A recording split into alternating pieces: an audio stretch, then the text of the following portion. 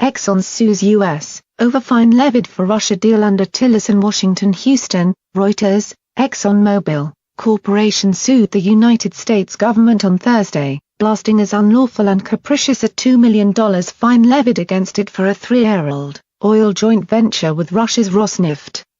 The U.S. Treasury Department on Thursday morning slapped the world's largest publicly traded oil producer with the fine for reckless disregard of U.S. sanctions in dealings with Russia in 2014 when Secretary of State Rex Tillerson was Exxon's chief executive.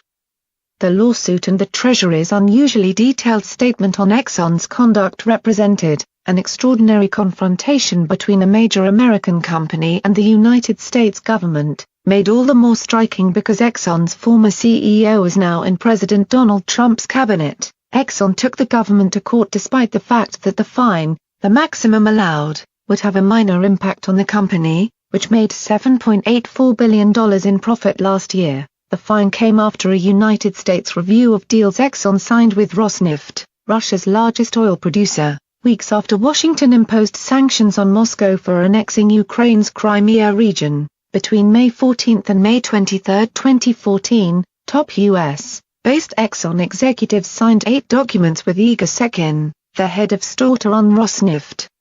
The Treasury's Office of Foreign Assets Control, OFAC, said in the statement on its website. OFAC said Exxon had demonstrated reckless disregard for U.S. sanctions requirements by signing the deals with Sechin just weeks after the United States blacklisted him, OFAC said in the 3-page statement. For the statement, see bit.ly/2VNVQF2, the Treasury imposed sanctions on Sechin in April 2014 as part of measures to pressure Russia over its intervention in Ukraine, saying Sechin had shown utter loyalty to Russian President Vladimir Putin. The sanctions prohibit U.S. citizens or people in the United States from dealing with those on the blacklist, such as Sechin.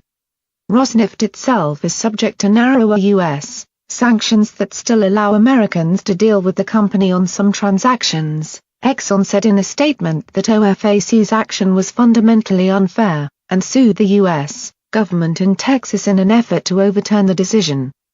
The company is based in Irving, Texas.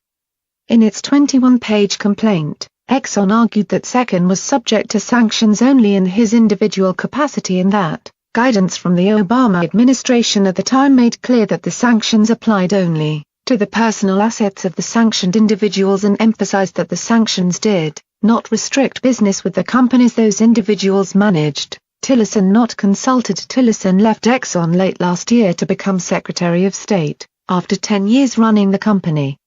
He is now responsible for United States foreign policy, which includes helping make sanctions decisions. The State Department referred questions about the fine to Exxon and the Treasury. State Department spokeswoman Heather Nauert told reporters on Thursday that the agency was alerted to the fine on Wednesday. A Treasury spokesman said OFAC engaged with Exxon's lawyers only, and did not discuss this case with Secretary Tillerson. Tillerson said in January that he would recuse himself from matters involving Exxon for 1 year after his December 2016 resignation, unless he is authorized to participate, though the State Department plays a major part in formulating sanctions policy. Former U.S.